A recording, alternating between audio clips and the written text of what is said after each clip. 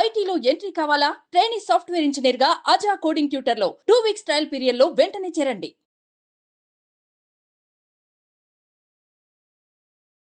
ప్రభుజీ హరే కృష్ణ. హరే కృష్ణ. బ్రహ్మ ముహూర్తం చాలా ముఖ్యమైనది, విలువైనది. అయితే చాలా మందికి దాని వాల్యూ తెలియట్లేదు అనేది ఇప్పుడు వస్తున్నటువంటి మాట. ఇక్కడ అసలు బ్రహ్మ ముహూర్తం అంటే సరిగ్గా సమయం ఏంటి అని అడుగుతూ ఉంటారు కొంతమంది. 2:30 అంటారు, కొంతమంది 3:30 అంటారు. ఈ కన్ఫ్యూజన్ ఒకటి. అసలు బ్రహ్మ ముహూర్తం విశిష్టత ఏంటండి? అప్పుడు అసలు ఏం పనులు చేయాలి, ఏవి చేయకూడదు వివరించండి. జీవుణ్ణి ఉద్ధరించడానికి చేసే పనులన్నీ బ్రహ్మ ముహూర్తంలో చేయాలి. హ్మ్. ఇప్పుడు చూడండి, మనకి సమయం కూడా గుణములతో ప్రభావితమై ఉంటుంది. హ్మ్. ప్రొద్దున పూట సత్వగుణ ప్రధానం అని చెప్తారు బ్రహ్మ ముహూర్త కాలం. బ్రహ్మ ముహూర్తం అంటే ఏం లేదండి, 4-4:30 సమయాన్ని బ్రహ్మ ముహూర్తంగా 4 లెక్కించుకోవచ్చు. నుంచి 4:30 అండి. 4 గంటలు అనుకోండి మీరు.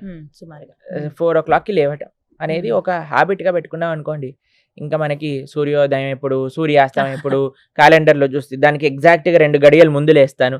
అవన్నీ అవసరం లేదు. రోజు 4 o'clockకి లేసారనుకోండి, ఇంకా జీవితంలో దానికంటే మంచి అలవాటు ఇంకోటి లేనే ఉండదు. 4-4:30 ఇది చాలా మంచి అలవాటు అండి. మేము ఇప్పుడు సుమారుగా 2012 నుంచి ప్రతిరోజు 3:30-4 గంటలకు లేస్తున్నాం.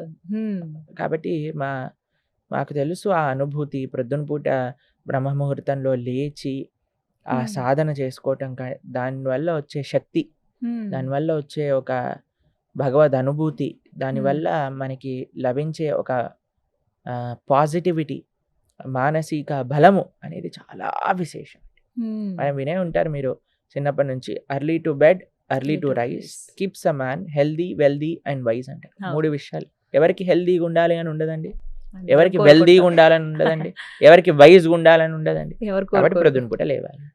అంతేగాని మనం రాత్రంతా సీరియల్లు, సినిమాలు, వాట్సాప్లు చూసుకుంటూ ఉన్నాం అనుకోండి, ప్రొద్దున పూట లేవలేదనుకోండి, సూర్యుడు ప్రత్యక్ష దైవము అని అంటారు. భగవంతుడి యొక్క నేత్రములలో సూర్యుడు, చంద్రుడు ఉంటాడు. స్వామి యొక్క అంశ ఆ సూర్యుడి లోపల అందుకే మనం సంధ్యాబంధనం చేసినప్పుడు సూర్య మండల మధ్యలో ఉండే నారాయణుడికి మనం అర్ఘ్యం సమర్పణ చేస్తాం అనమాట. సంధ్యాబంధనం చేసేటప్పుడు ఆ మంత్రాలు మనం చేసుకున్నప్పుడు ఆ అనుష్ఠానంలోకి వస్తాయి. అప్పుడు స్వామియే సాక్షాత్తుగా, ఇప్పుడు చూడండి, మీ ఇంటికి ఒక పెద్ద వచ్చారనుకోండి, మనం హ్యాపీ పడుకొని ప్రొద్దున పూట 10 గంటలకు లేచి వచ్చాడా ఆయన, బాగున్నాడా, తిన్నాడా అని మనం వెళ్ళిపోతామండి. ఉంటాడు ఆయన. వచ్చే లోపలనే లేచి మనం అన్ని సిద్ధం చేసుకొని రూమ్ అంతా క్లీన్గా నీట్గా పెట్టుకొని ఆయనకు కావాల్సిన వస్తువులన్నీ పెట్టుకొని రెడీగా ఉంటాం. అంతే కదండి.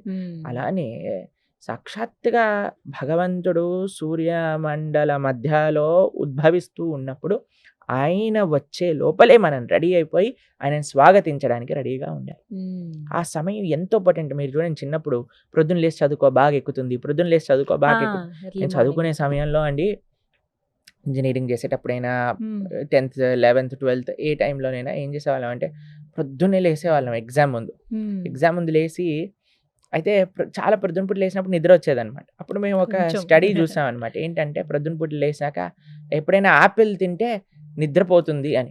అయితే ప్రొద్దున పూట లేచి స్నానం చేసి ఆపిల్ తినేసేవాళ్ళం. నిజంగా నిద్ర వచ్చేది కాదు, ఇంకా చదువుకుంటూ ఉండేవాళ్ళం. మేము ఎక్కువ చదివే వాళ్ళం కాదండి, ఉత్తే ఎగ్జామ్ ముందే అలా చదువుకొని వెళ్ళిపోయేవాళ్ళం. అన్నిట్లో ఫుల్ మార్కులు వచ్చేసేవి అనమాట. జ్ఞాపక శక్తి బాగుంటుంది అయితే మీకు. అయితే అది చాలా ప్రభావితం చేస్తుంది. అప్పుడు చదువు ఎలా బాగా అయితే చదువుకోగలిగామో, ఇప్పుడు ఆధ్యాత్మిక సాధన కూడా అంత బాగా చేయగలుగుతున్నాం.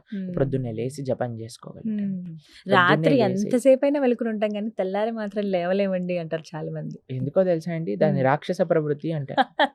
ఎందుకంటే రాక్షసులకు నిశాచరులు అని పేరు. తెలిసినా మీకు? రాత్రిపూట తిరుగుతాయి. ఇప్పుడు చూడండి, ఇంట్లో పిల్లలకి ఏం చెప్తాయి, ఏయ్ రాత్రిపూట అన్ని దయ్యాలు ఉంటాయి, పడుకోండి అని చెప్తాను చిన్నప్పుడు ఉన్నప్పుడు. అదే మనం పెద్దవాళ్ళు రాత్రులంతా తిరుగుతూ ఉంటారు. దయ్యాలు ఎక్కడో కాదు, ఎవరైతే రాత్రిపూట తిరుగుతారో వాళ్ళే దయ్యాలు. కాబట్టి మనము ఒక మంచి మనిషి, ఒక మంచి బిహేవియర్ ఉన్న, డిసిప్లిన్ ఉన్న వాళ్ళు ఏం చేస్తారు అని అంటే త్వరగా పడుకుంటారు. మీకు ఒక విషయం చెప్తానండి, ఇక్కడ ఇండియాలో నేను చూస్తే చాలా మందికి 10-11 కామన్ టైం నిద్రపోవడం. 11:30 12. మీకు ఒక విషయం చెప్తే ఆశ్చర్యపోతారు. ప్రపంచంలో మేము ఎక్కడికి వెళ్ళినా చూస్తాము 6, 6:30, 7, 7:30 కల్లా అన్ని మూసేసుకొని పడుకుంటారు. హా! అంటే సాధారణంగా పల్లెటూర్లలో ఇలా చూస్తాము. ఇప్పుడు పల్లెటూర్లలో కూడా అన్ని ఊర్ల పైన డిష్‌లు ఉన్నాయి కదండీ! వాళ్ళు కూడా నిద్రపోనివ్వట్లేదు. ఎందుకంటే అన్ని తలుపులేసుకొని మెయిన్ ఇంట్లో సీరియల్‌లు 8:30, 9కే కదా వచ్చేవి. అవును. కాబట్టి కరెక్ట్. పల్లెటూర్లలో ఎలా పడుకుంటున్నారు చెప్పండి? హ్మ్. పల్లెటూర్లలో లేదు, సిటీలో లేదు అన్నీ ఒకటే అయిపోయాయి ఇప్పుడు. ఎక్కడ నిజమండి అదైతే. సినిమా ఇంకా ఫోను, టీవీ, ఫోన్ ఎక్కడైతే ఉంటుందో ఎక్కడైనా ఖరాబ్ చేసేస్తుంది. కానీ మేము కరెక్ట్. పాశ్చాత్య దేశంలో చూసాం. ఆస్ట్రేలియా వెళ్ళినప్పుడు మేము చూసాం. అందరూ 7:30 అయిపోయింది అంటే అసలు ఏదైనా కర్ఫ్యూ ఉందా అని అనిపిస్తదనమాట. అలా ఆ! ఉండిపోతుంది. అందరూ పడుకుంటారు. లైట్‌లన్నీ ఓహ్! ఆఫ్ అయిపోతాయి. హ్మ్. ప్రొద్దున పూట అందరూ లేసి ఎంతమంది మేము సంధ్యావందనం చేసుకోవడానికి వెళ్తూ ఉండేవాళ్ళం అనమాట నదీ తీరానికి. హ్మ్. అప్పుడు అందరూ కూడా జాగింగ్ చేస్తూ ఎంతమంది ఎవ్రీబడీ ఈజ్ సెల్ఫ్ కాన్షియస్. నేను ఆరోగ్యంగా ఉండాలి, హ్మ్.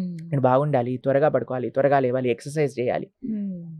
మన వాళ్ళకి ఎప్పుడు చూసినా ఎంత లేట్ నైట్ అయినా ఏం పర్వాలేదు. కానీ అందుకే చూడండి మన వాళ్ళకి డిసిప్లిన్ మెల్లమెల్లగా పోతుంది. ఎందుకంటే మనం పాశ్చాత్య అలవాట్లు అని అనుకొని మనం ఇలా తయారైపోయాం. వాళ్ళు మాత్రం ఉద్ధరింపబడుతున్నారు. వాళ్ళు యోగా హ్మ్. మెయిన్ అద్వాయిలు అమెరికాలో చేస్తారు. అన్నిటికంటే మెయిన్ ఏంటి అంటే యోగా, మెడిటేషన్, కీర్తన్. హా!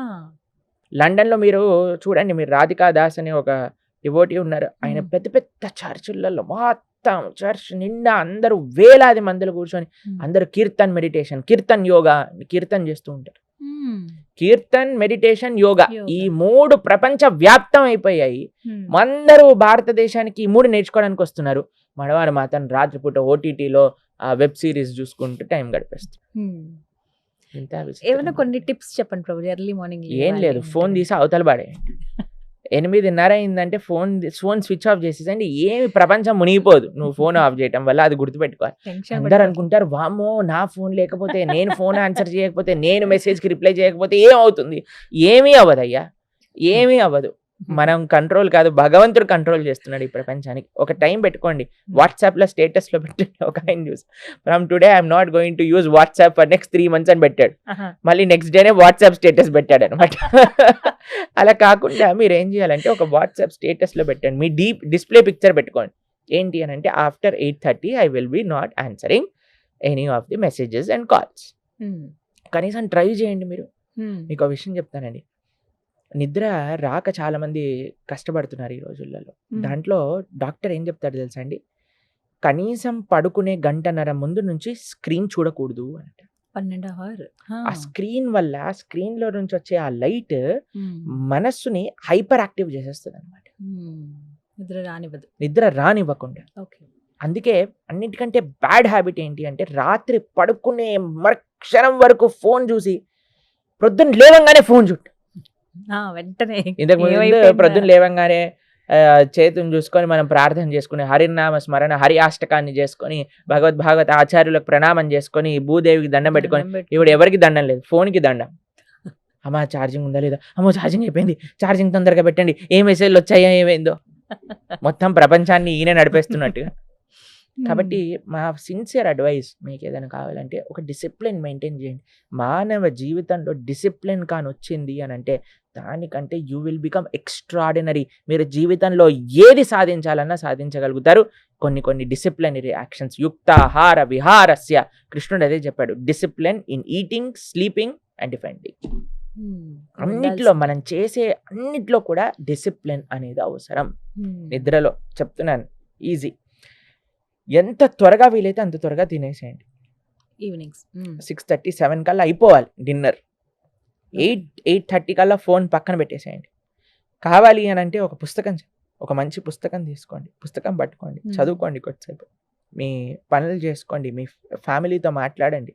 ఫోన్ ఉన్నంతసేపు చాలా సార్లు ఇప్పుడు చూస్తాను నలుగురు కూర్చుంటారు. నలుగురు 4 ఫోన్‌లు పట్టుకొని పిల్లోడేమో కార్టూన్ చూస్తూ తింటుంటాడు. ఈయనేమో న్యూస్ చూస్తూ తింటుంటాడు. ఆవిడేమో నిన్న సీరియల్ మిస్ అయిపోయిందని సీరియల్ చూస్తూ తింటూ ఉంటుంది. ఇంకొక ఆడేమో అందులో ఏదో వెబ్ సిరీస్ చూసుకుంటూ తింటూ ఉంటారు. ఏంటండి అసలు మనం ఇప్పుడు ఎవరికి ఎవరికి వాళ్ళు. టైం ఇస్తున్నాం చెప్పండి? ఇంట్లో హ్మ్. ఉన్నట్టే ఉంటున్నాం. కానీ ఫోన్‌తోటి కాపురం చేస్తున్నట్టు అయిపోయింది. ఫోన్ రూల్ చేస్తోంది అందరిని. అలా అయిపోయింది. కాబట్టి ఫోన్ దూరం పెట్టేసేయండి. టీవీ ఆఫ్ చేసేయండి. అన్నిటికంటే బెస్ట్ విషయం అంటే టీవీ ఛానల్ వైర్ తీసేసి పీకేసేయాలన్నమాట. హ్మ్. మా అమ్మగారు చిన్నప్పుడు ఏం చేసేవాళ్ళంటే ఎగ్జామ్‌లకి 3 నెలల ముందు టీవీ వైర్ తీసి బయట పడేసేవాళ్ళన్నమాట. ఇంకేం చేస్తాను చెప్పండి వైర్ లేనప్పుడు. హ్మ్. కాబట్టి చూడ్డానికి అలా రావు. చేయాలి. నిజంగా చెప్పాలంటే టీవీ తీసేయండి. హ్మ్. ఫోన్ తగ్గిచ్చేసేయండి. జీవితం చాలా ప్రశాంతమైపోతుంది. హ్మ్. టైంకి పడుకుంటారు. టైంకి లేస్తారు బ్రహ్మాండంగా. మా ఆశ్రమానికి వచ్చినప్పుడు చాలాసార్లు ఫోన్ వచ్చేదనమాట. ఇప్పుడు అందరు టెన్షన్ పడిపోతారు, ఏమవుతుంది. తర్వాత ఒక రోజు అయిపోయాక బ్రహ్మాండంగా హాయిగా కీర్తనలో ఉంటారు, ప్రొద్దున కనిపిస్తారా, ఏమైందయ్యా నీ చాలా ఇంపార్టెంట్ అన్న, ఏముంది రోజు నడుస్తున్నాయి అని ప్రశాంతంగా ఉన్నాం మేము అని అంటారు. కాబట్టి అంతా మన బ్రహ్మ ఆలోచన అంతే, అది ఏదో జరిగిపోతుందని. సో బ్రహ్మ ముహూర్తంలో లేవడం అలవాటు చేసుకుంటే లైఫ్ అంతా సెట్ అయిపోతుంది. చాలా మంచిది, చాలా మంచిది. ముఖ్యంగా పిల్లలకి అందరికీ మేము ఇచ్చే ఒక అడ్వైజ్ ఏంటంటే, త్వరగా లేవండి, జీవితం చాలా మార్పు. ఒక నెల రోజులు సంకల్పం పెట్టుకోండి, నేను ప్రొద్దున పూట లేచి చూస్తానని. కొద్దిసేపు ఎక్సర్సైజ్ చేయండి, కొద్దిసేపు సాధన చేసుకోండి, కొద్దిసేపు చదువుకోండి, తర్వాత జాగింగ్ చేయండి, వాకింగ్ చేయండి, ఏదైనా చెయ్యండి, పడుకోకండి. అది ముఖ్యం. రైట్, చాలా చక్కగా వివరించారు ప్రభుజీ. హరే కృష్ణ.